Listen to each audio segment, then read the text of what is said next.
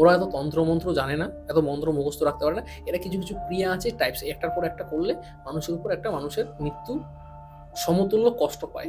মারণ মানে কিন্তু বান মারা মানে সে কিন্তু মরে যাওয়া নয়, তাকে মৃত্যু সমতুল্য কষ্ট দেওয়া। অত সোজা নয় তন্ত্র, অত সোজা নয় তন্ত্রটা। বেসিক্যালি অনেক খুব সাবজেক্ট, খুব কঠিন। তন্ত্র জগৎটায় বেঁচে থাকা খুব কঠিন, অনেক কিছু মেনটেন করতে হয়। তন্ত্র মানে তন্ত্রের, এখন তন্ত্রের আমি কি তন্ত্রের অনেকে বশীকরণ মানে কি বললাম, ম্যাকডিউলসের 3টে বড় বড় বোতল। কারণ কারণ মানে তোমরা এটাই বুঝি, তাই তো? অ্যাকচুয়ালি কারণ এটা। আর একটা কথা মনে রাখবেন, মায়াংতন্ত্রে এটা অনেকেই প্রশ্ন করে, ঠিক আছে, যে মায়াংতন্ত্রে কিন্তু আগুন ছাড়াও কাজ হয়। কিছু কিছু বিষয় থাকে, ঠিক আছে, কাজ যে করা হয়েছিল, ঠিক আছে, যজ্ঞের মধ্যে তার আমার ছবি ভেসে উঠছিল। আর কিছু জানতে চান? যজ্ঞের মধ্যে তার ছবি ভেসে উঠছিল, কালো কোট পরা এবং চেহারা ভেসে উঠছিল যজ্ঞের মধ্যে। রাস্তা দিয়ে যাচ্ছি, একটা পাওনাদার দাঁড়িয়ে আছে, ঠিক আছে, সে কি করলো, অন্য দিক দিয়ে ঘুরিয়ে নিয়ে গেল। কেন? হেঁটে হেঁটে যাচ্ছি, কোনো দিক দিয়ে যাওয়া যাবে না, কোনো চাপ আছে। পরে আমি আসার কেন, তুমি খুলে বলতেই হবে বিষয়টা কি। বললো ও 10,000 টাকা পায়, ওটা দেখলে আমাকে চিল্লাবে। মানে 10,000 টাকার জন্য একটা লোক ওর পিছনে তারা করতো, যে মানে কোটি কোটি টাকার কাজ করতো। তো নমস্কার বন্ধুরা, কেকে পডকাস্ট আবার স্বাগত জানাই। আজকে আমাদের সাথে আছে কে, তাই জন্যই তো ক্লিক করেছে। হ্যাঁ, জিৎ শাস্ত্রী স্যার। তিনি আজকে আমাদেরকে বলবেন যে বান মারা আছে লাস্টের দিকে, পুরো পডকাস্টটা দেখতে হবে। তার সাথে সাথে টোটকা আছে। এবং আপনি আপনার বিজনেসে মাঝে মাঝে কী হয় আমরা দেখতে পাই, আমাদের যখন যারা কর্মচারী বা যারা আমাদের সাথে কাজ করছে, তারা এতটাই উদ্ধত হয়ে যায় এবং এতটাই নিজের জায়গাটাকে মালিকের জায়গা ভাবতে থাকে, তখন কিন্তু প্রবলেম হয়ে যায়। আর তাদেরকে যদি ভালো করে হ্যান্ডেল না করতে পারেন, তারা কি করতে পারে, আজকের কিন্তু এই পডকাস্টে আছে। সেই জন্য চোখ রাখতে হবে। এবং জিৎ স্যার যেভাবে আমাদের সাথে কন্ট্যাক্ট করেছিল, সেই নাম্বারটা আপনাদের সামনে ব্লিঙ্ক করছে। সারা বিশ্বের বাঙালির কাছে ভালো তথ্য দেওয়ার জন্য এখানে আসতে হবে, বা ধরুন কোনো রকম স্পিরিচুয়াল কাজ আর প্রমোশনাল কোনো কাজ যদি চান, তার জন্যও আসতে হবে। আর ডাইরেক্ট জিৎ শাস্ত্রীর কাছে।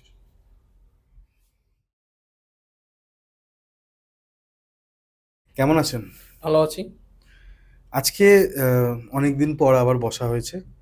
তা আজকে প্রথমে কি শুনবো আপনার কাছ থেকে? দেখুন, আজকে বেসিক্যালি একটা ব্যবসার উপর একটা ঘটনা নিয়ে আসছি, ঠিক আছে। ঘটনাটি হচ্ছে, আমার খুব ফেভারিট রাজ্য গুজরাট। গুজরাটের একটি খুব সুন্দর শহর হচ্ছে সুরাট।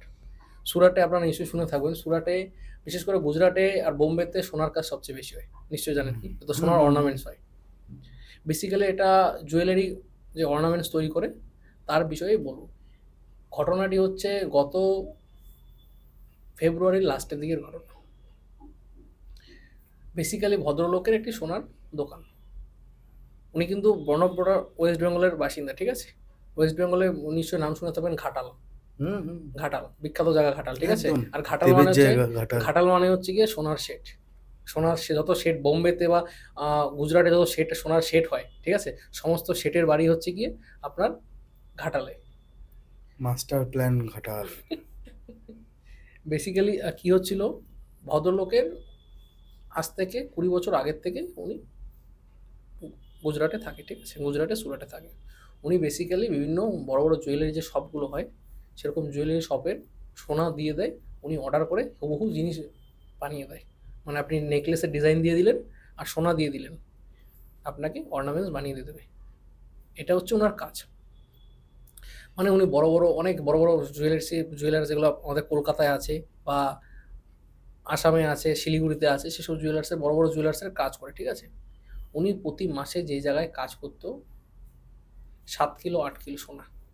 আর গুজরাটে কিন্তু ওই আমাদের কলকাতা বা ওই এদিকে নর্থ ইস্টে কি চলে, 10 গ্রাম 5 গ্রাম, ঠিক আছে। গুজরাটে কিন্তু 10 গ্রাম 5 গ্রাম চলেই না, 500 গ্রাম।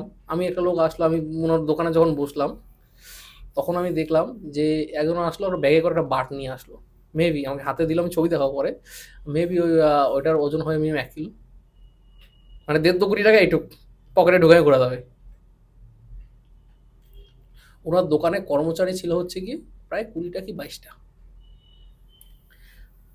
ঘটনাটা হয়েছে 20-22টা কর্মচারী কাজ করতো ওনার ওখানে। একটা গুজরাটে সবাই থাকে কিন্তু বাংলো মডেলের বাড়ি, বাংলো প্যাটার্নের বাড়ি, যেন পাঞ্জাব বাংলো প্যাটার্নের বাড়িগুলো হয়, সেরকম বাংলো প্যাটার্নের বাড়ি। ওনার ফার্স্ট ফ্লোরে উনি থাকতো, ঠিক আছে। থার্ড ফ্লোরটা সম্ভবত এখানে সমস্ত কারিগররা থাকতো। বিভিন্ন জায়গা থেকে কারিগর আসতেছে। ওনার দোকানে প্রায় ২৮ জন একসাথে বসে কাজ করতে পারে। তাহলে বুঝতেছেন কত বড় দোকান, মানে কারখানা বলা যায় ওটা, ওয়ার্কশপ।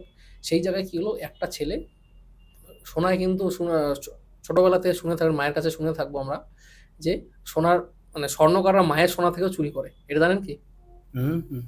সেম সোনাতে লস পাওয়া যায়, মানে 10 গ্রাম সোনা দিলে, ঠিক আছে, আমরা 10 গ্রাম যে 22 ক্যারেট হলমার্ক সোনা কিনি, সেখানে আমরা ক গ্রাম সোনা পাই আমরা কি জানি? জানি না। না, আমাদের কিন্তু সার্টিফিকেট থাকে। আরে সার্টিফিকেট থাকলেও কতটুকু ফাইন সোনা সেটা আমরা কিন্তু জানি না, হ্যাঁ, বলে দেয় ওটা। কত কত পার্সেন্ট থাকে। এটা আপনি যদি জানতে চান সেরকম আমি বলতে পারবো না, কারণ আমাকে তাহলে বিল দেখতে না হবে। না, বিলে কখনো বলে না, কোনো অর্নামেন্টস হলো আপনার বলবে এতটুকু সোনা আছে 22 ক্যারেট, ঠিক আছে, হুম হুম। কিন্তু কতটুকু ফাইন সোনা, ঠিক আছে, ফাইন সোনা মানে হচ্ছে 24 ক্যারেট, মানে ওই অর্নামেন্টসটার একদম। মধ্যে 24 ক্যারেট সোনা কতটুকু হবে, ওইটা আমি এক্সচেঞ্জ আমার কোনো একটা কারণবশত দরকার পড়লে সেটা বিক্রি করতে গেলাম, তখন ফাইন সোনা আমার কতটুকু দরকার সেটা কিন্তু যখন টেস্টিং করবো তখনই বলতে পারবে। আর কোনো দোকানদার বা কোনো শোরুম মালিক কখনো এটা বলে দেবে না যে কত পার্সেন্ট ফাইন সোনা আছে। সেম ও কি করলো, ও কাজ করতে হচ্ছে আংটিগুলো হয় না, বিয়ের আংটিগুলো, সেই আংটিগুলো বানাতো ছেলেটির বাড়ি মেবি হতে পারে হুগলির কোনো আশেপাশে, ঠিক আছে। ওখানে ওকে রোজ সোনা দিতে হচ্ছে 20 গ্রাম 25 গ্রাম করে সোনা দিত, ঠিক আছে, মানে 3 গ্রামে তো 3 গ্রাম 3.5 গ্রামের যে আংটিগুলো হয়, সেই আংটিগুলো সে বানাতো।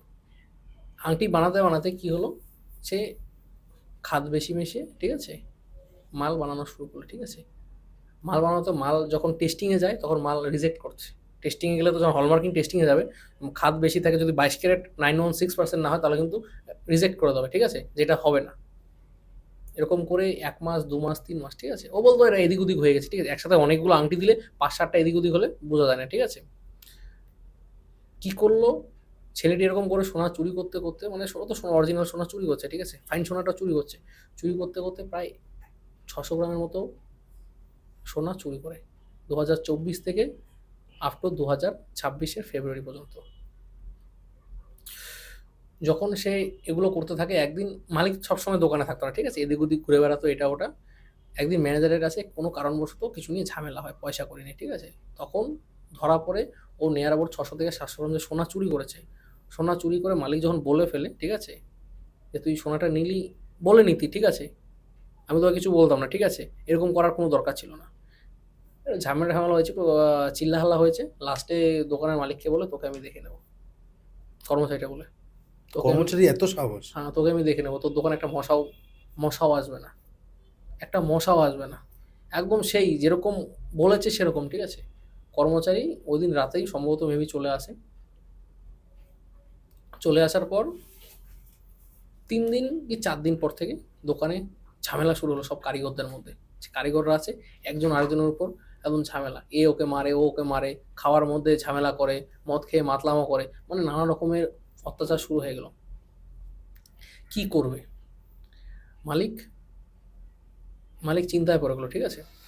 ওকে আরেকজন বলেছে তুমি একটা ভালো কোনো তান্ত্রিকের সাজেশন নাও, তোমার মনে হচ্ছে কেউ কিছু করছে। ও কিছু বোঝেনি, ঠিক আছে। ও ফেব্রুয়ারির সম্ভবত 1-2 তারিখে ও পডকাস্ট দেখে, ওর ফ্যামিলির কেউ সম্ভবত, ওর ফ্যামিলির কেউ পডকাস্ট দেখে আমার সাথে যোগাযোগ করে। আর আমি বেসিক্যালি সবসময়, আপনি তো জানেন আমি এ রাজ্য ও রাজ্য ছুটে বেড়াই, আমার আমার তো বিভিন্ন রাজ্য ছুটে বেড়ানো আমার হচ্ছে কাজ, ঠিক আছে। মানুষের দরকার পড়ে তাই আপনাকে ডাকে। হ্যাঁ, মানে আমি এখন পর্যন্ত আমার কাছে যা হিসাব আছে, আমার কাছে এক গাদা ট্রেনের টিকিট আমি জমিয়েছি, ট্রেনে হায়ার সিটিসের ফ্লাইটে টিকিট। করে যান না?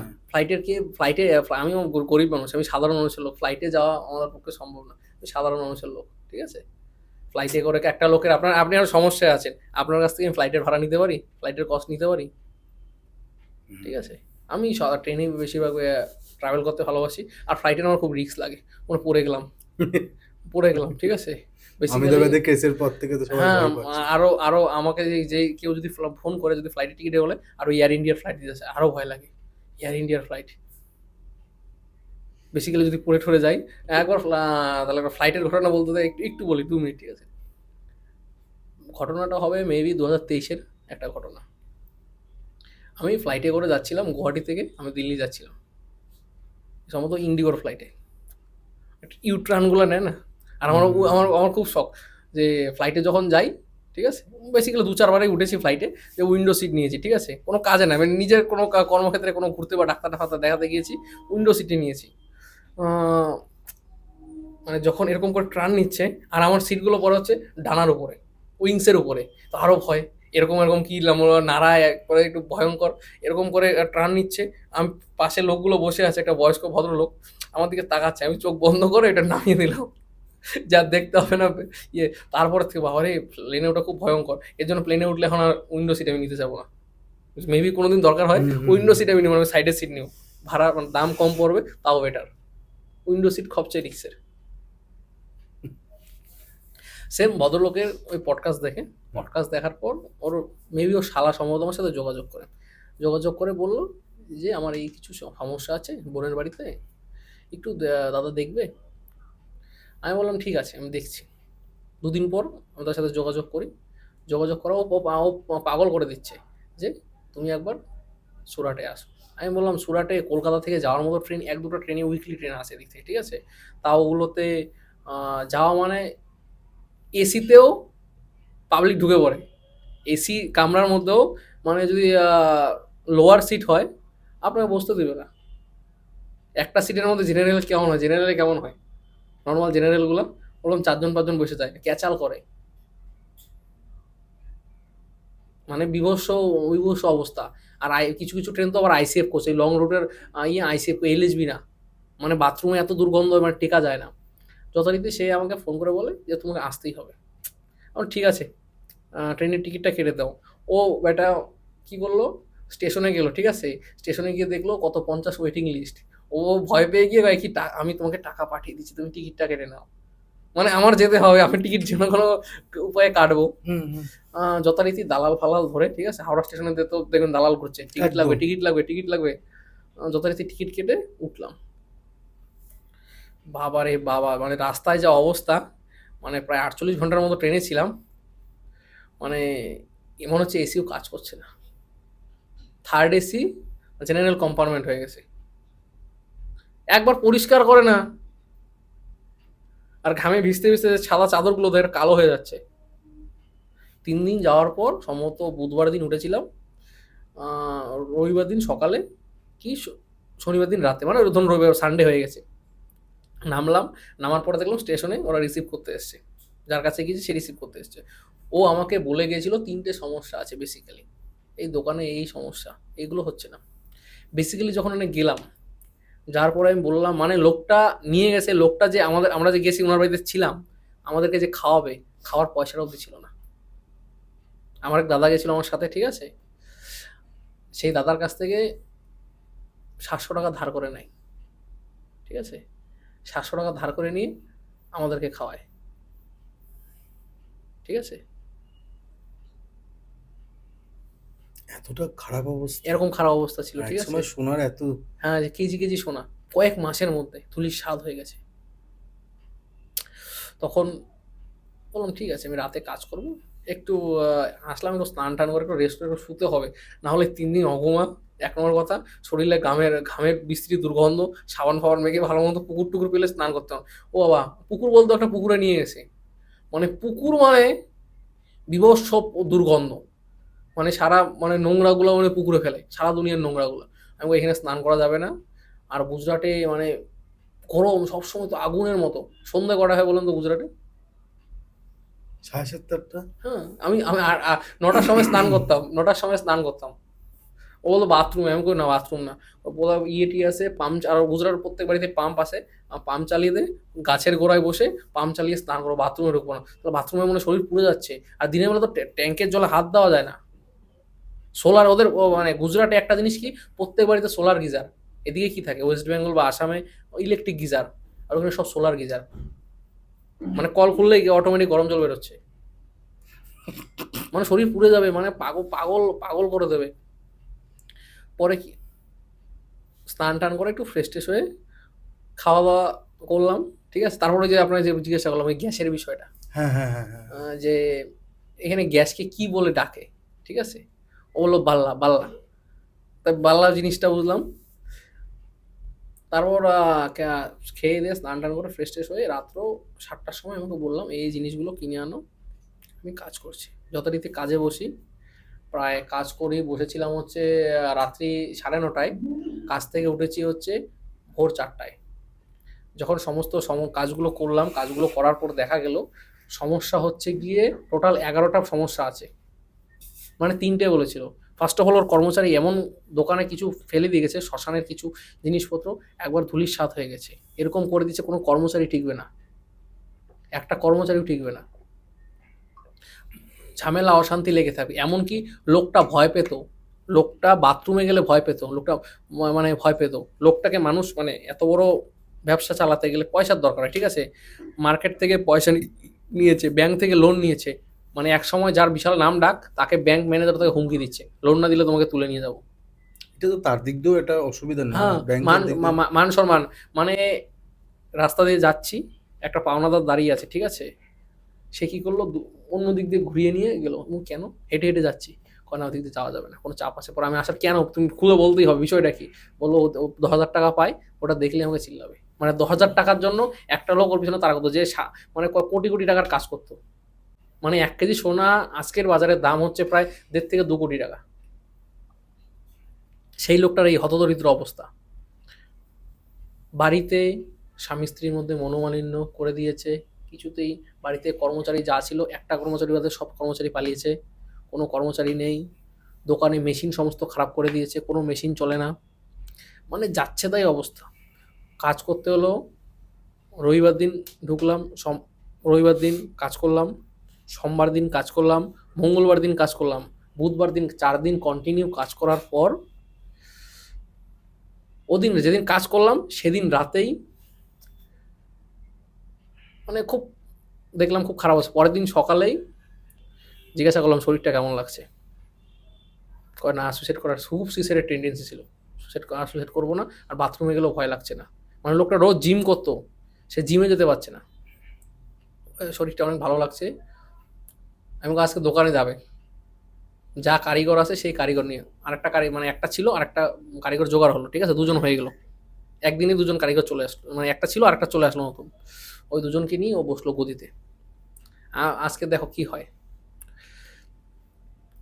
বলতেছে তুমি কি একটু তুমি আসো একটু, ঠিক আছে, আমাকে বলছে তুমি, আমি তো আমার ছেলেটাকে পাঠাচ্ছি, মানে হেঁটে হেঁটে বাড়ি থেকে ইয়ে মানে সোনার ইয়ে যেখানে কারখানা আছে বেশি দূর না, হেঁটে হেঁটে গেলাম, 2 মিনিটের ওয়াকিং ডিস্টেন্স। যাওয়ার পর বসলাম, বসার 10 মিনিট পরেই মানে কাজ আসলো, 2-4 লাখ টাকার কাজ আসলো, কাজ করলো। ও বাবা, পরের দিন কাকে জামাই আদর কাকে বলে, মানে পরের দিন কি খাওয়াবে না খাওয়াবে, যেই লোকটা নর্মাল খাওয়াতেই ইয়ে হচ্ছিল সেই লোকটা পরের দিন খাসির মাংস, ভেটকি মাছ, কাতলা মাছ, আর মেদিনীপুর মানে পোস্ত, আলু পোস্ত, সর্ষে পোস্ত, মানে পোস্তর আইটেম থাকবেই। মানে বাকি 4 দিন যে ছিলাম, মানে সময় মতো বুঝতে হয়নি, মানে আমার বাড়িতেও মনে তো টাইমলি খাইনি, টাইম টু টাইম খাওয়া, চা কফি কি লাগে। কিন্তু আমার একটা জিনিস লাগে যে 4 দিন কাজ করার পর যে সমস্যাগুলো ছিল ওর, সমস্যাগুলো রিলিফ পেয়েছে। এখন লোকটা আস্তে আস্তে ব্যবসাটা ভালো হচ্ছে।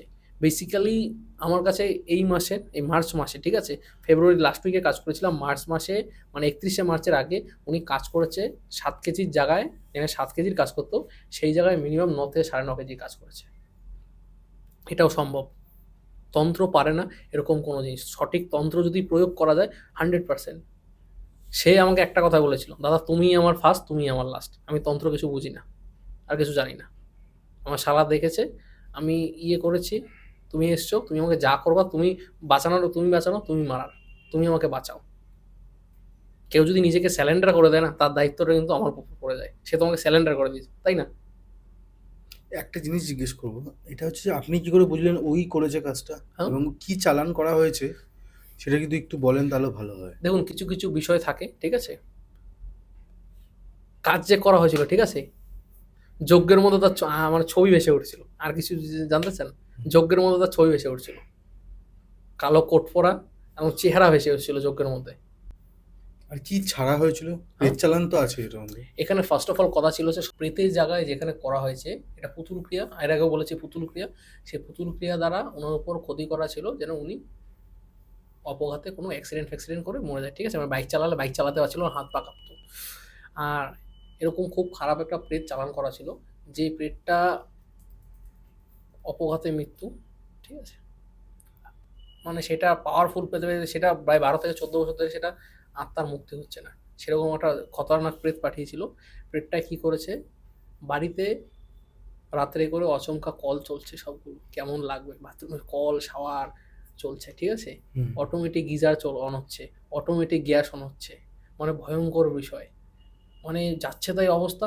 লাস্টে কি আর বলবে, লাস্টে যখন আমাকে গল্পগুলো বলেছিল, আমি শুনে আমি চমকে গেছি, ইহ, এগুলো হচ্ছে।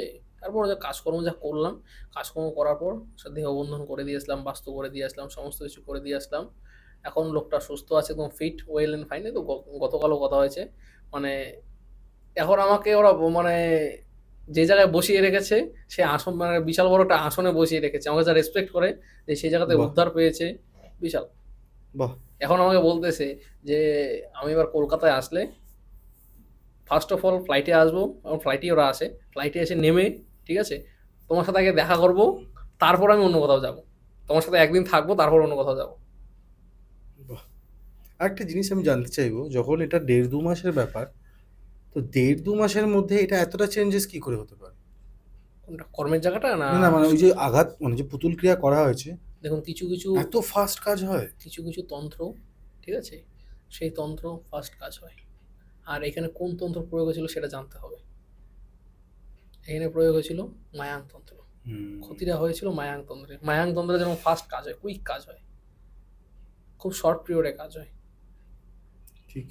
যেরকম মায়াংতন্ত্রে দেখবেন, মায়াংতন্ত্রের কাজ করতে গেলে যারা মায়াংয়ের তন্ত্র নিয়ে কাজ করে, ঠিক আছে, মানে বিভিন্ন তান্ত্রিকরা বিভিন্ন রকমের পোশাক পরে কাজ করে, ঠিক আছে, কিন্তু মায়াং যারা তন্ত্র প্রয়োগ করে তারা এক সময় এক পোশাক পরে। মানে অঘরীরা কি পোশাক পরে? কালো। কালো। ব্রাহ্মণরা পরে বেসিক্যালি সাদা। সাদা বা হলুদ, হুম হুম ঠিক আছে, তান্ত্রিকরা পরে লাল। হুম। আর মায়াঙে দেখবেন সবাই সব কিছুই ওরা ড্রেস, এক সময় এক ড্রেস পরে। কোনো সময় সাদা, একদম সাউথ ইন্ডিয়ান যে ড্রেসগুলো হয়, সাউথ ইন্ডিয়ানের মতো কাজ করতেছে। কখনো দেখবেন কালো ড্রেস পরে কাজ করতেছে, কখনো দেখবেন লাল, কখনো দেখবেন হলুদ। মানে সবাই কনফিউজড হয়ে যাবে।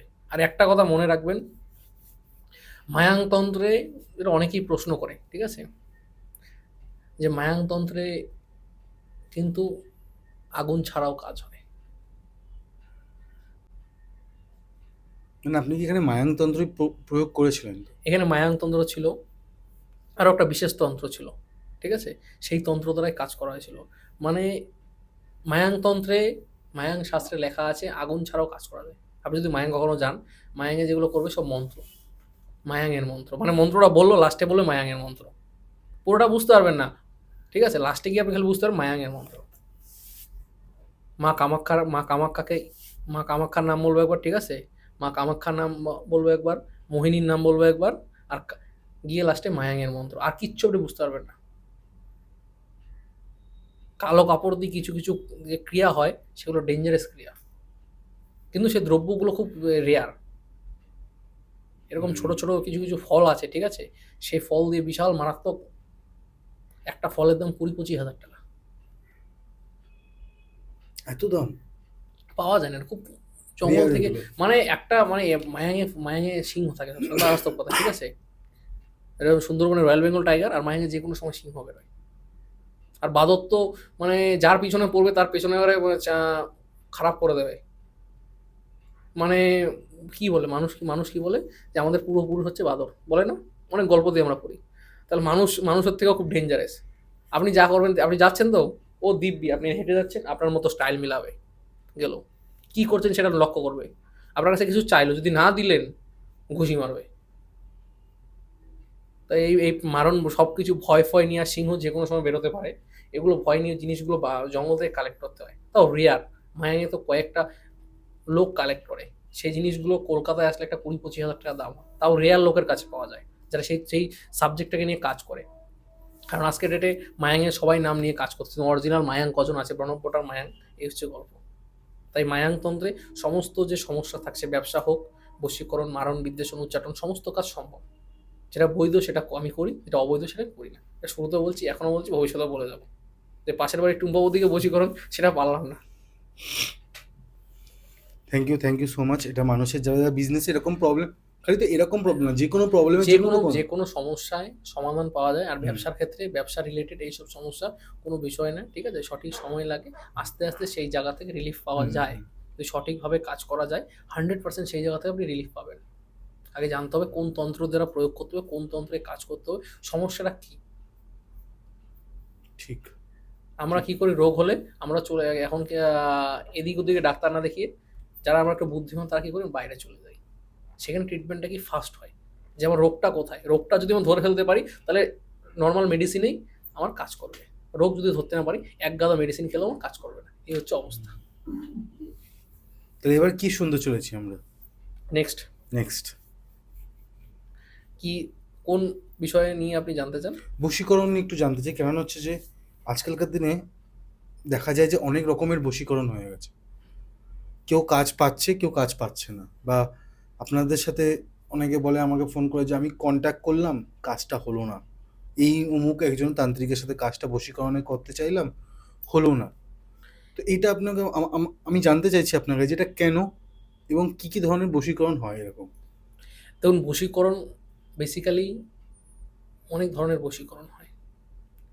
এখন বশীকরণ একটা হচ্ছে খাইয়ে বশীকরণ, হুম। ঠিক আছে? যদি তাকে কিছু খাওয়ানো যায় তার মাধ্যমে বশীকরণ। এরকমও একটা বিদ্যা আছে মায়াঙের, প্রপোজ করতে যাব, গোলাপ ফুলটা মন্ত্রমুগ্ধ করে নিয়ে যাব, গোলাপটা দিলে সে অ্যাকসেপ্ট করবে। এটা শুনেছেন কখনো? না, আমি শুনিনি। আমি ফার্স্ট বললাম। একদম। এখন পর্যন্ত কেউ এটা শুনেনি, ঠিক আছে? গোলাপ ফুলটাকে মন্ত্রমুগ্ধ করে প্রপোজ করবো, সেটাই অ্যাকসেপ্ট করবে। এটা হচ্ছে বশীকরণ, ঠিক আছে? আমি কোনো তিলক লাগিয়ে যাব, ঠিক আছে? সেটা এক ধরনের বশীকরণ গেল। আমি বালি, ঠিক আছে, পায়ের মধ্যে বালি মেখে যাব, সেটা এক ধরনের বশীকরণ। চালানের মাধ্যমে এক ধরনের বশীকরণ হয়। তার সে যেই ঘরে থাকে তার বিছানার মধ্যে যদি কোনো জিনিস রাখা যায় সেটা এক ধরনের বশীকরণ। টাইপস অফ মিনিমাম 17 থেকে 18 রকমের বশীকরণ সম্ভব। এখন সেই বশীকরণগুলো জানতে হবে কোন বশীকরণের কিছু কিছু দরকার, কী দ্রব্য দরকার। যেমন কিছু বশীকরণের দরকার হয় তার পরনের কোনো বস্ত্র, ঠিক আছে, বা ড্রেস বা চুল লাগে, ঠিক আছে? আর কিছু কিছু বশীকরণে তার মার নাম, বাবার নাম, গোত্র, এটা দরকার। আর কিছু কিছু বশীকরণে যেটা, যার জন্য বশীকরণ, অনেকে বলে বশীকরণ হয় না, ঠিক আছে? 3টা জেনারেশনের নাম। আমরা যখন বিয়ে করতে যাই নিশ্চয়ই শুনে থাকবেন আমাদের বাঙালি শাস্ত্র অনুযায়ী, ঠিক আছে, যে 7 পুরুষের নাম লাগে, নিশ্চয়ই শুনেছেন। হ্যাঁ, সেরকম 3টে পুরুষের, মানে আমার নাম, আমার বাবার নাম, তার বাবার নাম, তাহলে আরো স্ট্রং বশীকরণ হয়। এই বশীকরণগুলো পার্ট বশীকরণ হবে, ঠিক আছে? এখন বশীকরণ, এখন সবাই যারা ইয়ং জেনারেশন আসে কিসের জন্য, দেখুন বশীকরণ জিনিসটা আমি বলবো খারাপ নয়, সে আমার বশভূত থাকবে। এখন বশীকরণ কখন বশীকরণ, এখন আমি একটা অবৈধ বশীকরণ করলাম, সেটা পছন্দ নয়। একটা ভালো সংসার করছে একটা স্বামী স্ত্রী, তাদের মধ্যে আমি দ্বিতীয় ব্যক্তি ঢুকে গেলাম, তাদের ফাটল ধরিয়ে তার সাথে একটা অবৈধ সম্পর্কে লিপ্ত হয়ে গেল, সেটা খারাপ।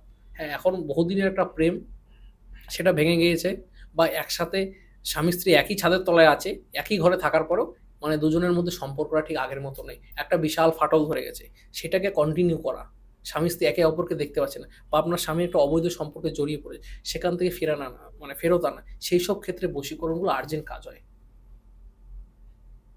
ধরুন আপনাকে কেউ মিথ্যে কথা বললো, তাহলে কি করবেন? কি? মিথ্যে কথা বললো, ধরুন আমি এনাকে ভালোবাসি, এনার বর এনার উপর অত্যাচার করছে, হুম, আমি চাইছি এর সাথে সারা জীবন থাকতে, হুম। আপনি আমাকে আমাকে এর হয়ে বশীকরণ করবেন বশীকরণের কেমন? কাজ আসলে আমি প্রথমে পরীক্ষা করে দেখি, যেটা যেটা আমি দেখবো যেটা হবে সেটা বলে দেবো, যেটা হবে না শুরুতে বলবো বাবা হবে না, বাবা চলে দাও। অবৈধ তো না, তাও আমি সমস্ত কিছু পরীক্ষা করে দিই কোনটা কোন জায়গায় আছে। মানুষের যখন চলন, কথা বলার স্টাইলে বোঝা যায় কোনটা বৈধ কোনটা অবৈধ। অবৈধ যারা করতে আসবে তারা একটু আটকে যাবে, কথা বলার মধ্যে আপনি বুঝতে পারবেন এরকম গল্প আছে। আর যখন তন্ত্রের কিছু কিছু পরীক্ষা আছে, যেরকম আমি বলেছিলাম চক্ষু দর্পণ, সেই চক্ষু দর্পণ অনেক কিছু বোঝা যায়।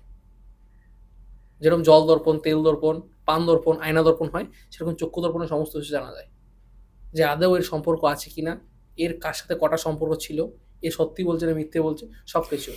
তন্ত্র করলেই যে তন্ত্র হবে সেটা দেখতে হবে, যে আমি তন্ত্র প্রয়োগ করে দিলাম কাজটা হচ্ছে না কেন, কেন হচ্ছে না সেটাকে জানতে হবে, কেনর উত্তরটাকে বের করতে হবে, তারপর তো তন্ত্র প্রয়োগ করবো। খালি কাজ করে হুটোবাটি করে কাজ করে দিলাম, একে ওকে তাকে, তাহলে হবে না। এই যে তারপরে তারা ফোন করবে, আমি মুখের যা কাছে গিয়েছিলাম, 10,000 টাকা লেগেছে, কাজ হয়নি। আরও শুনে থাকবেন এখন, কিছু কিছু লোক, আমি টাকা নিই না, হুম হুম টাকা নেই না, আমার কোনো কাজের কোনো পারিশ্রমিক নেই, ঠিক আছে, জিনিসপত্র কিনতে হয়, ঠিক আছে, জিনিসপত্রের জন্য কত টাকা লাগবে, 20,000 টাকা, 10 কিলো চাল, 2টা ভেটকি মাছ, 3টা ম্যাকডিউলসের বড় বোতল, ঠিক আছে, শাড়ি, ধুতি, পাঞ্জাবি, গামছা, বড় কুমড়ো, মানে খেতে পাচ্ছে না, মানে বেসিক্যালি তাই পড়ে পাচ্ছে না, ডাল, সর্ষের তেল, এইসব। আমার একটা লিস্ট আছে, আমি দেখাবো, লিস্ট আছে আমার কাছে, লিস্ট আছে, আমার একটা লিস্ট দিয়েছে, ঠিক আছে, লুঙ্গি, শাড়ি, সায়া, সায়াটা চাইনি, লুঙ্গি আছে, ঠিক আছে, তারপর মশারি, বেড কাভার। কি করবে উনি, উনি বশীকরণ করবে, উনি শ্রাদ্ধের বাজার করতে আসছে, সাধ্যে না বিয়ে করতে যাচ্ছে মনে হচ্ছে তো।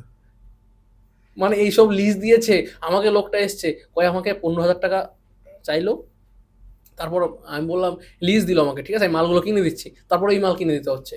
তাও চাল তো নর্মাল চাল না, বাসমতি সুপার ফাইন চাল, যেটা 120-30 টাকা কিলো, 20-25 কিলো চাল, দাম কত হয় আপনি হিসাব করেন।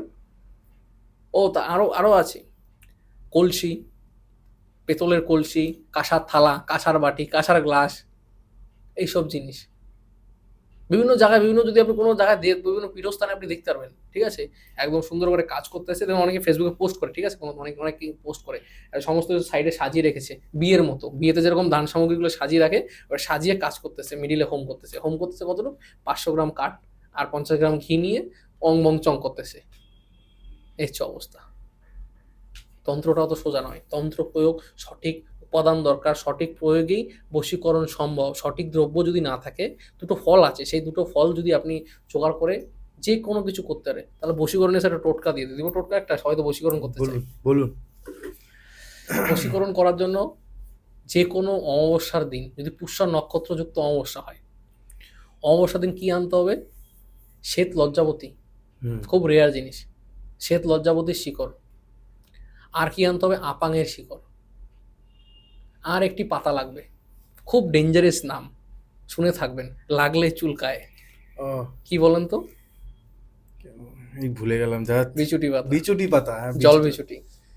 তাহলে বিচুটি এই পাতা, বাবা। যদি বিচুটি পাতা গায়ে লাগে চুলকাতে পারে, তাহলে সেটার মধ্যে ক্রিয়া করলে তার মনে চুলকাবে না। সাইন্টিফিকলি ভাবুন, কথাটাকে ভুল বললাম, না। সেই বিচুটি পাতার মধ্যে সেই দুটো শিকড় রাখতে হবে, দরকার হবে কুমকুম আর গোরচুন, যে কোনো দশকর্মা ভাণ্ডার বা বেনে দোকানে পাওয়া যায়, সেখানে তার নাম ও তার প্রেমিকের নাম, নিজের নাম প্লাস প্রেমিকের নাম লিখে সেটিকে 4 ভাঁজ করতে হবে, একটু চুলকাবে, পরিষ্কার হাতে একটু চুলকাবে, 4 ভাঁজ করতে হবে, 4 ভাঁজ করে যে কোনো লাল চেলি কাপড়, মানে শালু, ভাঁজ করে, সেটা ভাঁজ করে 4 ভাঁজ করে সুন্দর করে ভাঁজ করে সেটাকে বালিশের তলায় রাখতে হবে। 7 দিন হয়ে যাওয়ার পর যে কোনো শুক্রবার দিন সেটিকে যে কোনো অসত্য গাছ বা বট গাছের গোড়ায় পুঁতে দিতে হবে। পুঁতে দিলে কি হবে, 100% যার প্রতি সে বশীকরণ করছে সে তার প্রতি আকৃষ্ট হবে কিছুদিনের মধ্যেই। এটা অব্যর্থ রেজাল্ট, একটু চুল খাবে, পরিষ্কার কথা ভাই, একটু চুল খাবে। আর তোমার যেন মার্কার পেন দিয়ে লিখতে হবে, লাল মালো ভালো মার্কার পেন, বা ওই যে কালিটা বললাম সেই কালি, যদি করতে পারে খুব অব্যর্থ রেজাল্ট, অনেকে করে দেখেছে। হুম হুম এখন বিচুরি হয়েছে? হবে, কেন হবে না, 100% হবে। আর একটা কথা বলুন তো, যারা বলে যে আমি রেজাল্ট পেলাম না বা রেজাল্টে আমি অপেক্ষা করতে গিয়েও হলো না, তাহলে তারা কারণটা কি?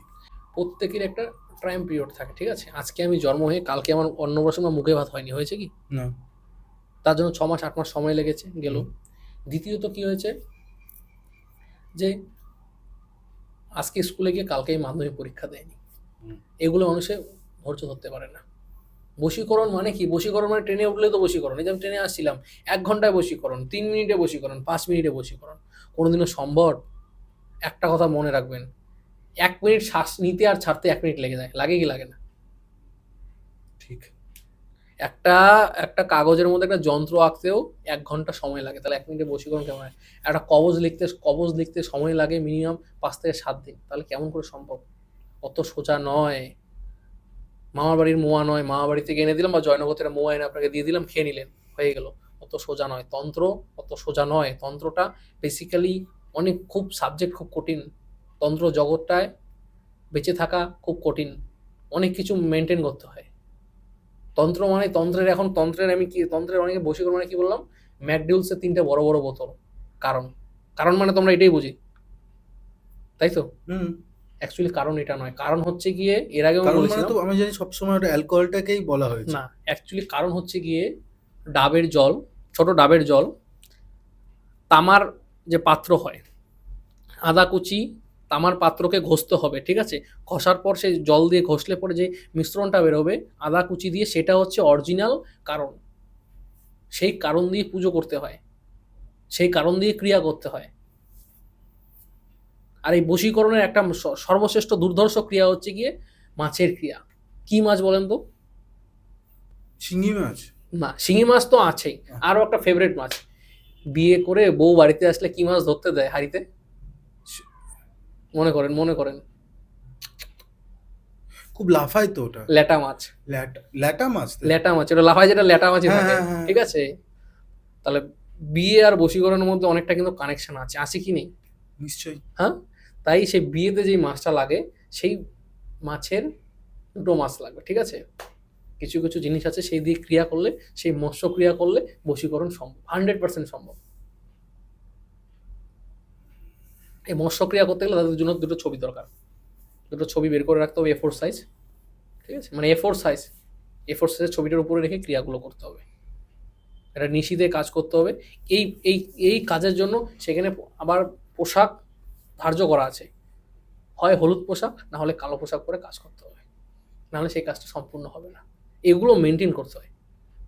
আমি কলেজ স্ট্রিট থেকে ২টা বই কিনে এনে তান্ত্রিক হলাম, ইনস্টিটিউটে গিয়ে ভর্তি করে তান্ত্রিক হলাম, কোনোদিনও হওয়া যায় না।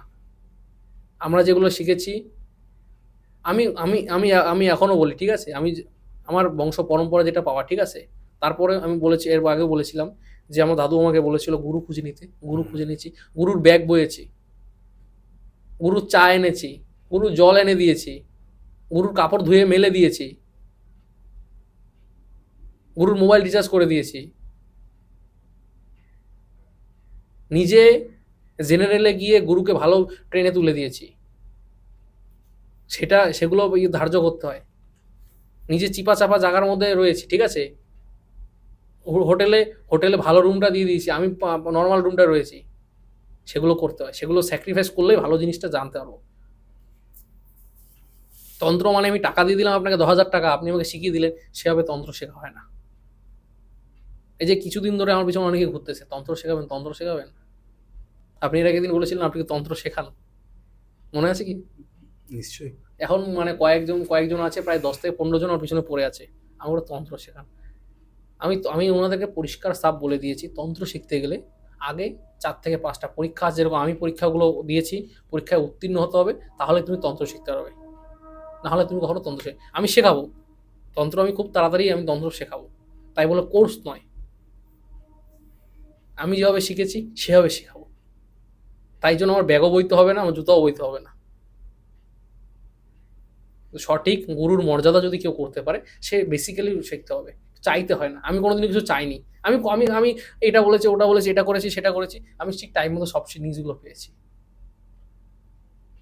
এর দিয়ে বড় পাওনা বা এর দিয়ে বড় শিক্ষার হতে পারে না।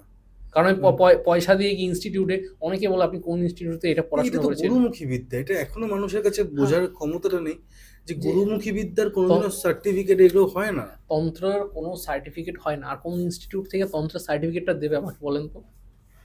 কোন ইনস্টিটিউট বা কোন ইউনিভার্সিটির আন্ডারে সার্টিফিকেটটা দেবে? নেই তো কোনো নেই, এখনো, মানে ইয়ে রেকগনিশন হয়নি নেই, মানে রেকগনিশন নেই। ইয়ে নেই। হ্যাঁ, জ্যোতিষীর যেটা আছে বেনারস হিন্দু ইউনিভার্সিটি থেকে আছে, হুম, বিভিন্ন ইউনিভার্সিটিগুলো আছে, সেগুলো পশ্চিমবঙ্গে নেই, পশ্চিমবঙ্গের বাইরে যে বাইরে ইউনিভার্সিটি, আছে। সংস্কৃত ইউনিভার্সিটিগুলো আছে, সেখান থেকে হচ্ছে। হুম, কিন্তু তন্ত্রের কোনো ইয়ে হয় না, তন্ত্রের কোনো কোর্স হয় না। তন্ত্র একটা গুরুমুখী বিদ্যা, গুরুর দেওয়া বিদ্যা।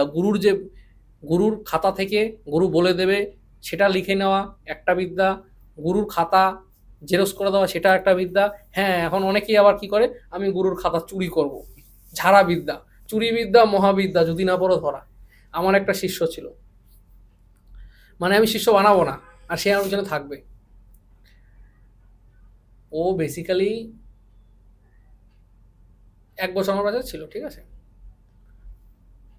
ওর বাড়ি সম্ভবত সাউথে হবে, কলকাতা সাউথ, এই নামখানা হামখানার দিকে হবে, ঠিক আছে। ও ঘুরতে গিয়েছিল কেমন করে আমার ওখানে ছিল, ঠিক আছে। আমি ওকে আমার ওখানে থাকতো, খাওয়া দাওয়া সব কিছু, ঠিক আছে। প্রায় 1 বছরের মতো ছিল। 1 বছরে আমি বলেছি আমি তোকে তন্ত্র শেখানো কিছু শেখাবো না, ঠিক আছে, তুই থাকতে পারিস, আমার পিছন পিছন ঘুরতে পারবি, ঠিক আছে, থাকা খাওয়ার চিন্তা নেই। সে বেসিক্যালি ও আমার পিছন পিছন ঘুরে ঘুরে ঘুরে ঘুরে ও কী করলো, ও দেখলো আমি খাতাপত্র কোথায় রাখি। ও আমার 2টা ডায়েরি ছেড়ে দিল, 2টা ডায়েরি আর একটা পুরনো একটা বই ছিল, সেই বইটা ঝেড়ে দিয়ে বিশাল বড় তান্ত্রিক হয়ে গেছে, ঠিক আছে। আমি একদিন কলকাতায় দেখি এক জায়গা, মানে একটা স্টেশনের পাশে বিশাল বড় এক পোস্টার, ঠিক আছে। পরে তো একদিন আমাকে ফোন করেছিল, ফোন করে বলতেছে, দাদা কেমন আছো, ঠিক আছে। মানে একটা বড় কাজ নিয়েছে আর করতে পারছে না কাজটা, ছোটোখাটো কাজ করে ফেলাচ্ছে, বড় একটা কাজ নিয়েছে করতে পারছে না। তারপর আমি ফোন করেছি, আমি তারাপীঠে আছি, আমিও তারাপীঠে ছিলাম, আমি তারাপীঠে আছি, আমার একটা সমস্যা হয়েছে, তুমি একটা কাজ করে দেবো। আমি তো গুরুর কাছ থেকে কোনো পারমিশনই নিসনি, তো কাজটা হবে কেন করে, খালি দীক্ষা নিয়েছিস, তাহলে কি হয়ে গেলো সব কাজ। গুরুর কাছে পারমিশন নিয়েছে, একটা কাজ করার আগে পারমিশন, গুরু যখন আদেশ দেবে যে তুমি এই কাজটা করতে পারো, তখনই তো করতে পারবো। গুরু আমাকে আদেশ না দিলে আমি করতে পারবো না। এগুলো অনেক বিষয় আছে, তার জন্য কাজগুলো হয় না। তারপর মানুষ হচ্ছে মানুষ। দেখুন আপনারা যার কাছে, আমি সবার উদ্দেশ্যে একটা, যার কাছে যান না কেন তাকে আগে দেখুন সে প্রাপ্য সঠিক কি না, তাকে যাচাই করুন, তারপর যাবেন। সে আসলেও এডুকেট কি না এই শাস্ত্রটা সম্বন্ধে সে কতটুকু জানে, তারপর তার কাছে যাবেন। কথাটা কি ভুল বললাম? একদম ঠিক বলেছেন। কারণ গুরুর অনুমতি ছাড়া গাছের পাতাও নড়ে না। আর কেউ তো একজন Right. আছে, হ্যাঁ, অনেকে বলে কেউ নেই, কেউ তো একজন আছে এই কেউ তো বিশ্ব আছে। ব্রহ্মাটাকে চালাচ্ছে, ইউনিভার্সকে। অনেকেই বলে, এমনি এমনি কিছু হয়ে যায় বলুন তো? অনেকেই আমার কাছে এসে আমি ভগবান মানি না, এটা মানি না, সেটা মানি না, ঠিক আছে, সব কিছু সব কিছু শুনলাম। লাস্ট টাইম একটা কথায়, আপনার বাড়িতে সন্তান কটি? বলে আমার একটি ছেলে, বিয়ে হয়েছে, হ্যাঁ বিয়ে দিয়েছি। আমি বললাম বিয়ের অনুষ্ঠানটা কেন করেছেন? কোনো দরকার নেই বিয়ের অনুষ্ঠান করার, আপনি তো জ্যোতিষ মানেন না, তন্ত্র মানেন না। সেটা ওই আপনি যে যেই পাজিটা দেখে দেন, সে ঠিক আছে, সে বেণীমাধব শীল হোক, মদন গুপ্ত হোক, PM বাগচি হোক, আর বিশুদ্ধ সিদ্ধান্ত পাজি হোক, প্রত্যেকটা বড় বড় জ্যোতিষীরাই লেখে, হুম, হুম, ঠিক আছে। হুম। তাহলে তারা তো তিথিগুলো লিখতো না, আপনি মানেন না বলে। তারা কেন সায়েন্টিস্ট, যখন এই চন্দ্রযান পাঠালো, চন্দ্রযানই তো গেল ভারতবর্ষ থেকে, হুম, তখন তাদের যে টিম ছিল, নিশ্চয়ই শুনে চন্দ্রযান থাকবেন। 2। হ্যাঁ, চন্দ্রযান চন্দ্রযান 2। 2। ওই যখন তাদের টিম যে ছিল, টিম গিয়ে তিরুপতি বালাজিতে পুজো দিয়েছিল, পুরো একদম পুরো সোশ্যাল মিডিয়াতে ভাইরাল ছিল, দেখেছি শুনেছেন কি, ঠিক, ঠিক, ঠিক। সায়েন্টিস্টরা কেন হ্যাঁ, ভগবানের কাছে দেখেছি। গিয়েছে। হ্যাঁ, আর একটা জিনিস মনে রাখবেন, তিরুপতি বালাজি এরকম একটা মন্দির, আপনি যদি কোনোদিনও যান, ঠিক আছে, তার 3 গুণ নিয়ে আসবেন, হ্যাঁ, যা দিয়ে আসবেন তার 3 গুণ নিয়ে আসবেন। ঠিক। আমার পরিচিত যারা গেছে, ঠিক আছে, প্রত্যেকটা মন্দির তো আছে, আর এই মন্দিরের আর্কিটেকচার যেটা আছে, এরকমভাবে তৈরি হওয়া, অনেক কিছুটা রহস্য আছে। মানে একটা ধাঁধার মতো, গোলক ধাঁধার মতো। ওই মন্দিরটাকে ভালো মতো ঘুরতে পারেন, এখন তো অনেক সিস্টেম হয়ে গেছে, এখন অনলাইন অনলাইন ইয়ে, ঠিক আছে, যেরকম ভিতরে মোবাইল অ্যালাউ নেই। না, অন্যান্য মন্দিরে কি মোবাইল নিয়ে যেতে পারছি, এখন না, মোবাইল অ্যালাউ পুরীতে নেই। অ্যালাউ নেই। হ্যাঁ, পুরীতেও নেই, পুরীতেও নেই। পুরীতেও নেই। না, তারা ভিডিও এখন করে দিয়েছে, তাও তো পাবলিক ভিডিও করছে, বা ভালো ভালো যারা না, যারা ইয়ে তারা করেছে। পুরীতে নেই, পুরীতে নেই। পুরীতে নেই। পুরীতে খুব বড় পারমিশন হবে তারপর। যে মেন দুয়ার আছে, যদি যারা পুরীতে গেছে রিসেন্টলি, যে মেন দুয়ারের ওখানে ক্যামেরা অ্যালাউ আছে, কিন্তু আপনার ভেতরে কোনো শুটিং থেকে শুরু করে কিচ্ছু অ্যালাউ নেই। আমি ভুবনেশ্বর গিয়েছি, জগন্নাথ প্রভু আমাকে ডাকেনি, তাই যাওয়া হয়নি। হ্যাঁ, সত্যি না ডাকলে হয় না। যেদিন ডাকবে, অনেকদিন ধরে মন চাচ্ছে, যেদিন ডাকবে সেদিন। আপনি আমাকে বলেন তারাপীঠ, তারাপীঠ মা তারা আমাকে ডাকে, যখন তখন ডাকে, যখন তখন চলে যাই। উঠলো ভাই তো কটক যাই, এর হচ্ছে অবস্থা। কিন্তু কটক গেছি, কিন্তু কোনোদিনও পুরী আর ঘোরা হয়নি। দীঘায় গেছি, জগন্নাথ ঘোরা হয়নি, দীঘানাথটা ঘুরে আসতাম, ঘোরা হয়নি। লাখ ফেভার করেনি, মেন কথা হচ্ছে সত্যি, লাখ। সত্যি লাক এটা এটা একটা থাকে যে মানুষের কখন কে ডেকে নেবে আপনাকে। ত্রিপুরায় বহুবার গিয়েছি, ত্রিপুরা, ঠিক আছে, ত্রিপুরা সুন্দরী যে মন্দির আছে, মাতার বাড়ি হ্যাঁ, বলে, হ্যাঁ, হ্যাঁ, ঠিক হ্যাঁ। আছে, ওই মন্দিরে উদয়পুরের মন্দির, ঘরে ওনাহান থেকে, মানে যার বাড়িতে ছিলাম তার বাড়ি থেকে মন্দির ওয়াকিং ডিস্টেন্স 2 মিনিট, সেটাই যাওয়া হয়নি।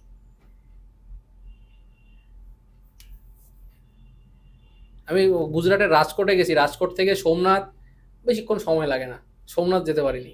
এরকম কিছু কিছু জায়গায়। কিন্তু আমার একটা যত ভারতবর্ষে যত তীর্থস্থানগুলো আছে আমি হুম। সমস্ত জায়গায় যাবো। আমার অত ঘোরার মানে ওই ইন্টারন্যাশনাল ট্যুর ফুর দরকার নেই বাবা। আমার বিভিন্ন পীঠস্থানে যাবো, সমস্ত জায়গার ছবি সবাইকে দেখাবো, সোশ্যাল মিডিয়া থাকবে, সেটাই আমার ইচ্ছা। এটাই প্রাপ্তি আপনার আর কাছে। কিচ্ছু দরকার নেই। আর বেনারস বহুবার গিয়েছি। বেনারস কেমন জায়গা এমনি? বেনারসে আমি ছিলাম, কোনো পড়াশোনা করেছি, ছিলাম। আর বেনারসে আমি রোজ মণিকর্ণিকা ঘাটে রাত্রে করে যেতাম। আজ থেকে 5 বছর আগের বেনারস আর এখন বেনারস আপনি চিনতে পারবেন না, পুরো উন্নত। যত দিন যাচ্ছে তত উন্নত হয়ে গেছে বেনারস। তাহলে বেনারস বলছেন, বেনারসের তাহলে একটা বিষয় বলি। বেনারস যে কাশী বিশ্বনাথ ধামে যে ঘাটটা মানে ঘাটটা আছে, হুম। কারো বিয়ে হচ্ছে না, ঠিক আছে, সে যদি 7 দিন নিরামিষ অন্ন খেতে হবে, ঠিক আছে, মানে পেঁয়াজ রসুন মাছ মাংস খাওয়া যাবে না। হুম। তার বাদে আপনি যা কিছু খেতে পারেন। 7 দিন কন্টিনিউ করার পর, মানে আপনি শুরু করবেন সোমবার থেকে, পরের সোমবারে আপনি জল ঢালবেন। সোমবার দিন ভোরবেলায় মানে ব্রহ্ম মুহূর্তে 3:30-র সময় স্নান করে এক ডুবেই যা হলো ভিজলো ভিজলো, ঠিক একটা ডুব দিবেন, ঠিক আছে, হয় একটা ডুব না হয় 3টে ডুব। ডুব দিয়ে 1 ঘটি জল নিয়ে বাবা বিশ্বনাথের মাথায় অর্পণ করুন, সমস্ত মনস্কামনা জানিয়ে। দেখবেন যার বিয়ে হচ্ছে না 3 মাসের মধ্যে বিয়ে হবে। কোনো টোটকা লাগবে না, কিচ্ছু লাগবে না, কিচ্ছু করতে হবে না, কোনো মাদুলি তাবিজ কবচ কিচ্ছু করতে হবে না, স্টোনও করতে হবে না, বিয়ে হবেই হবে। যত বড় বিয়ে বেঁধে রাখো, কি অন্তত ছেলে কি মেয়ে? ছেলে কি মেয়ে অন্তত 20 জনের বিয়ে হয়েছে আমার এই বিষয়ে। সঠিক নিয়ম মতো করতে হবে।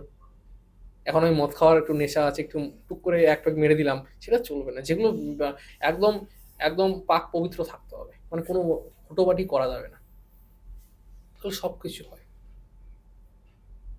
ঈশ্বরের শক্তি বা দৈব শক্তির একটা বিশাল পাওয়ার আছে।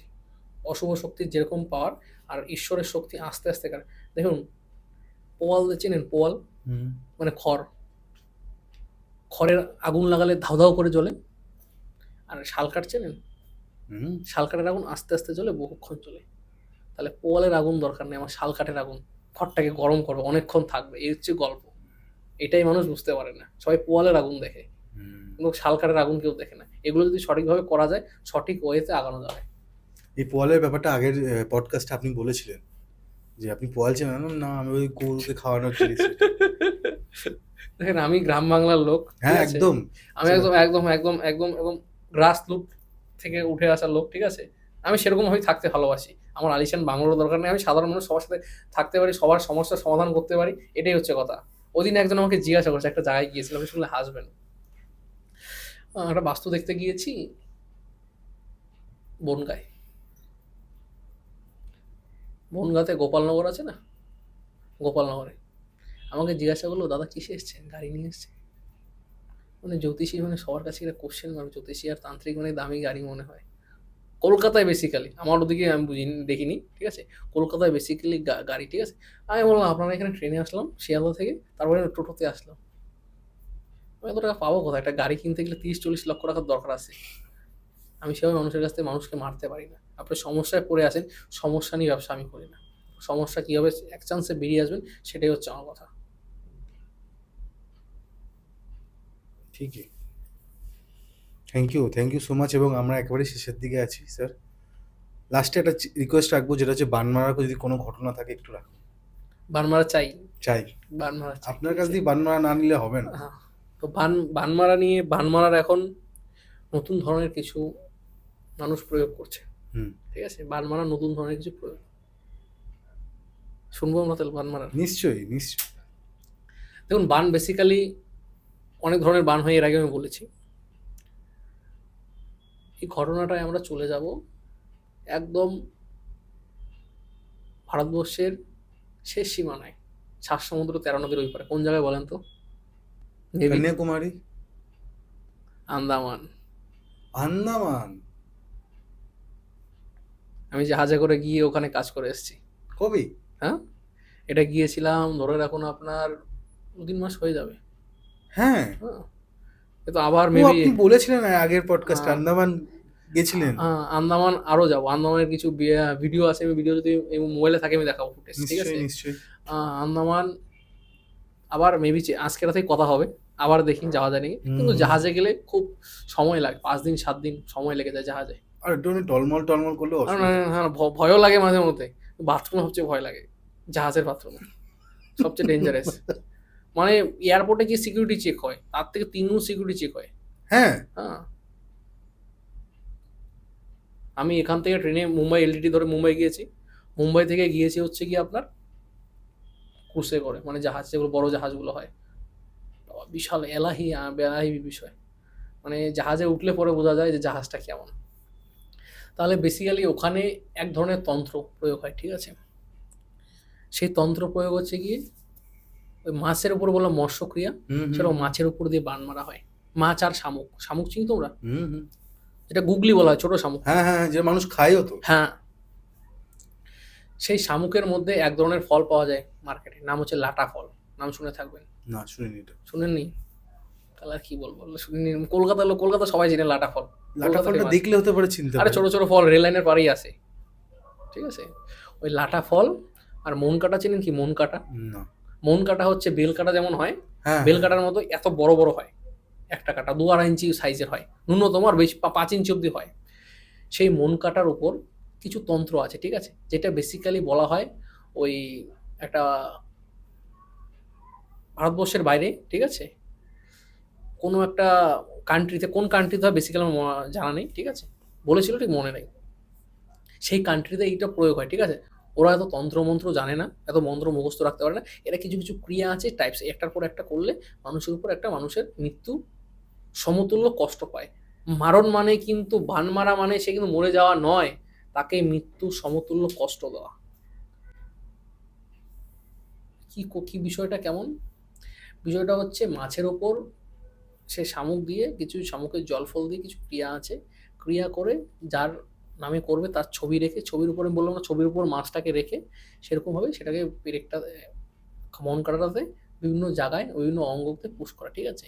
বেসিক্যালি যার কাছে গিয়েছিলাম সে আমাদের পশ্চিমবঙ্গের মালদা জেলার বাসিন্দা।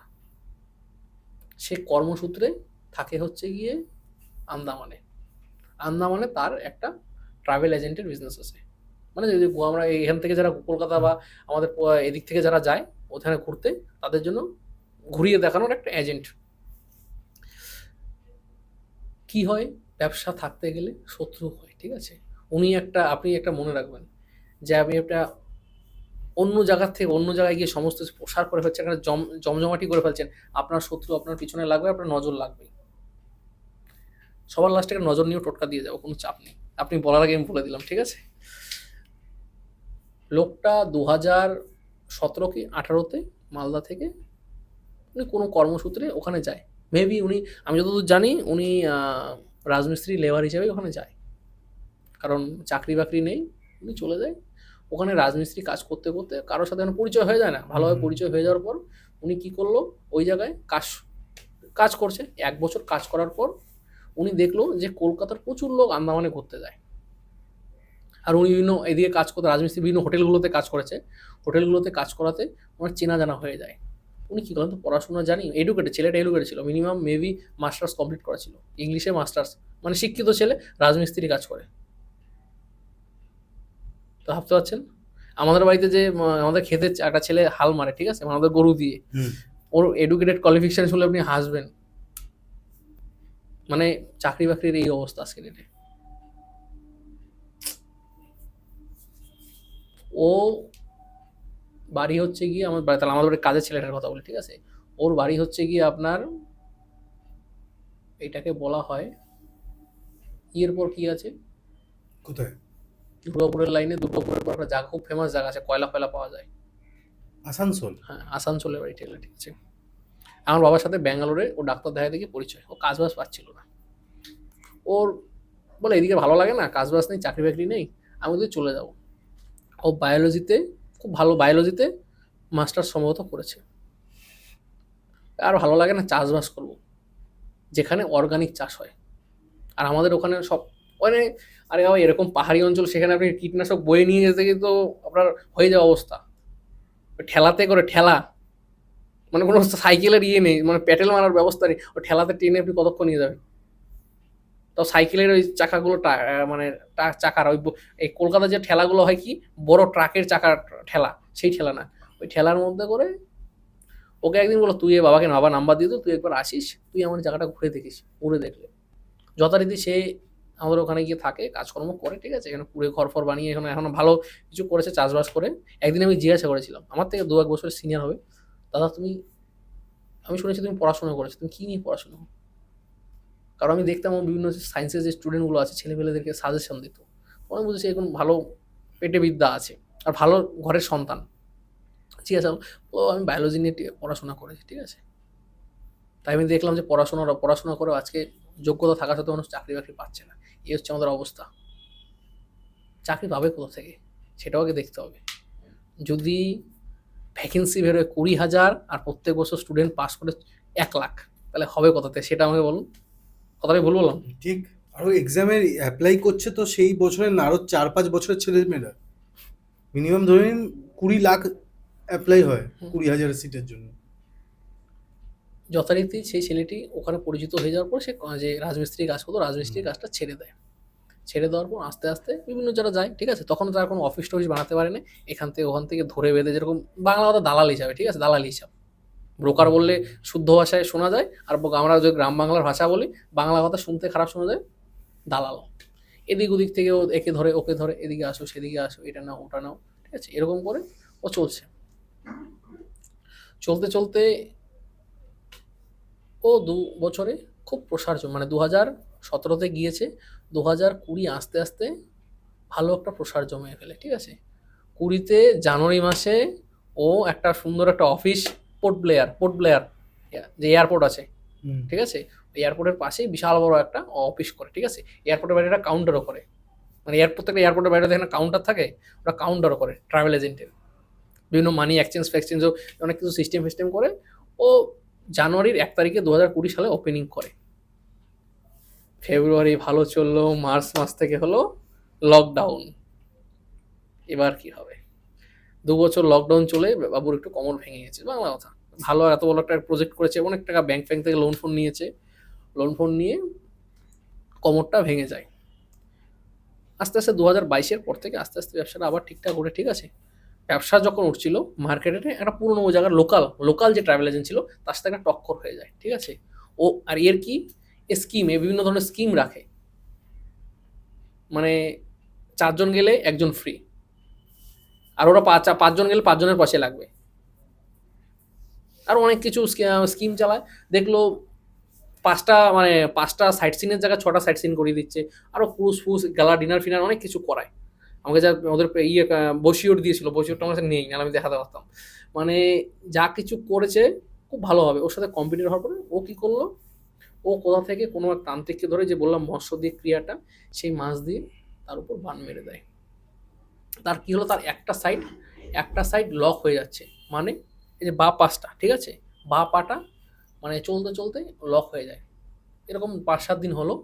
তারপর সে কি হলো,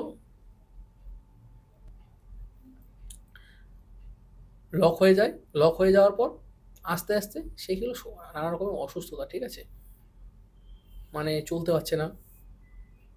পায়ের সমস্যা যেটা ছিল সেটা বেসিক্যালি আস্তে আস্তে পাটা ঠিক হয়ে যায়, কিন্তু নানা রকমের সমস্যা, ঠিক আছে। পা ফেটে যাচ্ছে, যে জায়গায় সমস্যা ছিল সে জায়গায় ফেটে যাচ্ছে। এর আগেও বলেছিলাম পা ফেটে যাওয়ার গল্পটা, সেরকম পা ফেটে যাচ্ছে, পা দিয়ে বিভিন্ন রকমের রক্ত বেরোচ্ছে, বিভিন্ন রস বেরোচ্ছে, নানা রকমের কাজ করাচ্ছে, হচ্ছে না, ঠিক আছে।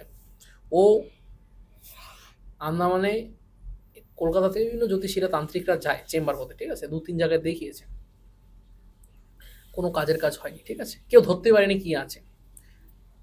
সেই যথারীতি তার কোনো রিলেটিভের রেফারেন্সে, ঠিক আছে, শিলিগুড়িতে থাকে তার কোনো রিলেটিভ, তার রেফারেন্সে আমার সাথে তার যোগাযোগ হয়। যথারীতি সে আমাকে সেখানে নিয়ে যায়। আমি প্রথমে যাইতে চাইনি, যে সমুদ্র দিয়ে আমি যাবো না, বা জলে আমার খুব ভয়, আমি সাঁতার জানি না, আরও সাঁতার আমি জানি না, পড়ে গেলে আর কি আমাকে বাঁচাবে। ঠিকই। টাইটানিক ডুবে গেছিল, যখন জাহাজে উঠেছিলাম তখন আমার টাইটানিকের কথাটা মনে পড়েছে। টাইটানিক ডুবে গেছে, সব মরে গেছে, কেউ বাঁচেনি, এত বড় আটলান্টিক মহাসাগরে, আর আমি যদি সব মরে যাই কি হবে। সারা বিশ্বের সব ক্ষতি আপনার সাথেই হবে, এটাই ভেবে উঠেছেন। হ্যাঁ, আমি ট্রেনে আর ফ্লাইটে আর জাহাজে উঠলে আমি খুব ভয় পাই, ঠিক আছে। কেন হবে? আমার এইদিকে এটা একটু একটা প্যালপিটেশন কাজ করে। এটা আমার অন্য কিছু তো আপনি ট্রেনে বলেন বাসে বলেন যেখানে সেখানে চলে যাবো, কোনো অসুবিধা নেই। এই দুটোতে মানে বুঝেন না রুটটা, মানে এর থেকে বড় কথা যে আমরা না ইউজ টু ট্রেনটাতে। মানে এই রুটটা তোমার সেটার সাথে আমি মানে অ্যাডজাস্ট করতে পারছি না নিজেকে। আমি তো সবসময় উঠি না বিষয়টা। এই জন্যই বলছি তো যে আমরা যখনই জাহাজে বা প্লেনে বেশি তো উঠি না, হ্যাঁ উঠি তো আমরা লোকাল ট্রেনে এবং নর্মাল ট্রেনে না। হ্যাঁ গেলাম রাজধানীতে গেলাম, সেই জন্য ওই ট্রেনটা কিছু হবে না, এটা হ্যাঁ। বুঝতে পারো। রেল অ্যাক্সিডেন্ট হওয়ার পরেও আমরা রেলে উঠি, হ্যাঁ হ্যাঁ হ্যাঁ। কিন্তু ফ্লাইটে একটা কিছু হলে, ফ্লাইটে আমরা 10 বছরে 5 বছরে একবার উঠবো, হুম। এই হচ্ছে গল্প। তাই সমস্যা। আমি উঠলাম 5 দিন জার্নি করার পর পৌঁছালাম আন্দামানে। হ্যাঁ, ফ্লাইটের তুলনায় জাহাজে অনেক কিছুই ইয়ে ছিল। ওইখানে রাত্রে করে খাওয়া দাওয়া, কেউ ফুটবল খেলছে, কেউ ভলিবল খেলছে। আমি ওইখানে ভলিবলের মধ্যে একটু লাফালাফি ঝাপাঝাপি করলাম, ফুটবলের এখানে আমি একটু লাফালাফি ঝাপাঝাপি করলাম, যা মজাই লাগলো। অনেক বাচ্চা কাচ্চা আছে। আর আর আমি যেই জায়গাতে যাই এটা কি আছে, আমার অচেনা বাচ্চা কাচ্চা আমার প্রতি বিভিন্ন ধরনের ক্লোজ, ঠিক আছে। কোলে আসতে চায় কিছু বাচ্চা কাচ্চা, 2-3টা বাচ্চা কাচ্চা পিছনে, আরে আঙ্কেল আঙ্কেল এটা ওটা সেটা, মানে পেছন ছাড়ছে না, ঠিক আছে। দুটো ছিল সম্ভবত কলকাতারই মনে হয় ফ্যামিলি, বা ওরা ঘুরতে যাচ্ছিল ফ্যামিলি ট্রিপ। বলতেছে আপনার সাথে কথা বলে ভালো লাগলো, হ্যান ত্যান। ও ঠিক আছে। বাচ্চাগুলা 5 দিন জার্নি করার পর 6 দিনের দিন নামলাম, ওর অফিসেই উঠলাম, অফিসেই থাকার রুম ছিল সেখানে উঠলাম। ওঠার পর আমি দেখলাম যা অবস্থা, আমি ধরো পরিষ্কার কথা বললাম, আমি তো বান মেরেছে। যে অবস্থা আছে ওকে বলেনি, আমাকে আন্দামান আসে না, ও আমাকে বলছে ঘুরতে নিয়ে যাবে। আমি ওই সমুদ্র, আমি একটু ঘুরতে ভালোবাসি, সমুদ্র যাবো, পাহাড় তো অনেক ভালো, সমুদ্রে চলে যাই, কারণ পাহাড়েই আমার বাড়ি। হুম হুম। সমুদ্র যাই, ঘুরে আসি, বিশাল বড় সমুদ্র। নামলাম, নেমে ওই অফিসে ওর থাকলাম, বান মেরেছে। ও কনফিউজড, বান মেরেছে, আমি তো কারো কিছু করিনি, কারো কিছু শত্রু নেই কেন।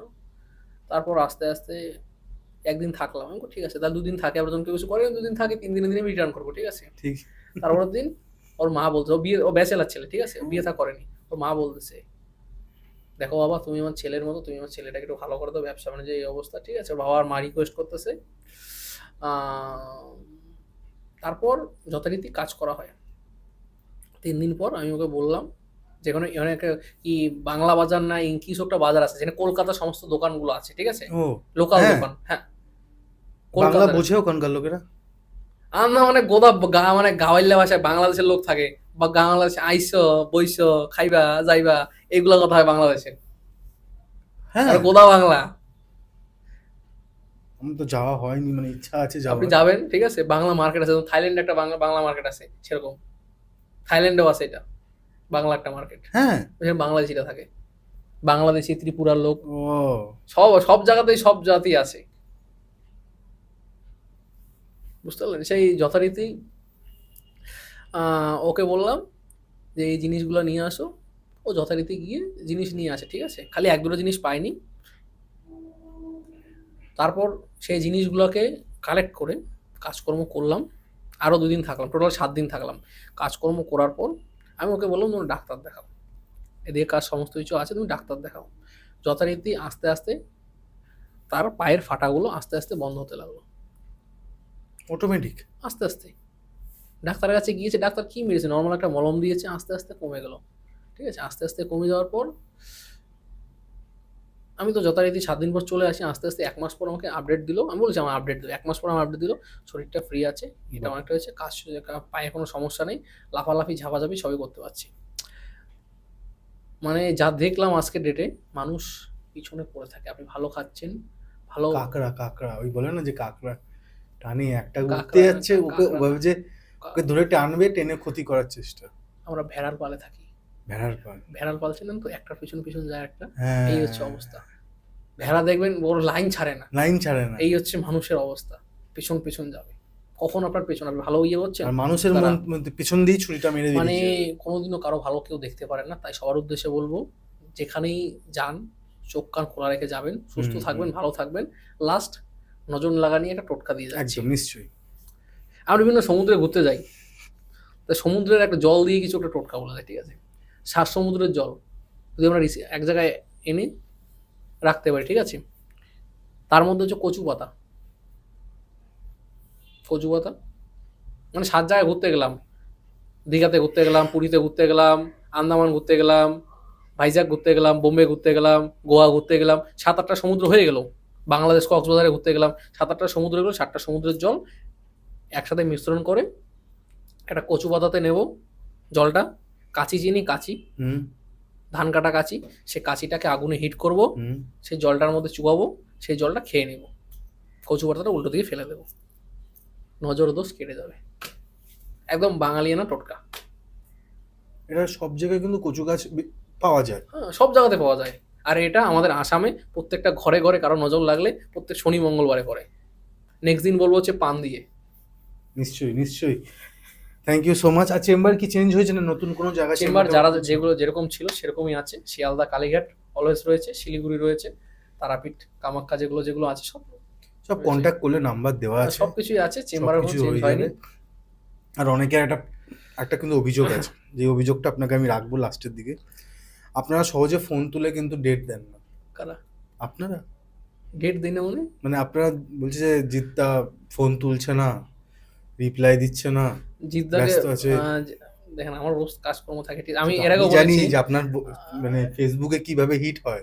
যে আমি একটা কাজকে সিঙ্গেল ভাবে কাজ করি, একবারে 100টা কাজ নিয়ে বসি না। কাজটা যেন সঠিক হয় তার জন্য ব্যস্ত থাকতে পারি। ফোনে না পেলে হোয়াটসঅ্যাপ করবেন। আমাদের সবার উদ্দেশ্যে বলবো, সকাল 10টা হইতে বা সকাল 8টা হইতে, আরও কমিয়ে দিলাম 8টা হইতে রাত্রি 10টার মধ্যে আপনারা ফোন বা মেসেজ, ফোনে না পেলে আমি সবাইকে রিপ্লাই কল ব্যাক করি, একদিন পরে হলেও কল ব্যাক করি। আর আপনি কল করে রাখলে আমি একদিন পরে ফ্রি হলাম, আপনার আমি রিং ব্যাক করবই। এখনো এমন কেউ বলতে পারবে না যে কল ব্যাক করেনি। তারপর তো আছেই যা আছে, উপরওয়ালা, আপনার হাত জগন্নাথ। আর কিছু দীর্ঘায়িত করবো না, আমি আপনাদের হোস্ট কৌশিক সেন, আজকে আমাদের গেস্ট আবারও জিৎ শাস্ত্রী, এবং ক্যামেরার পেছনে অ্যাজ ইউজুয়াল কিংসুক সেন। নমস্কার। নমস্কার। নমস্কার।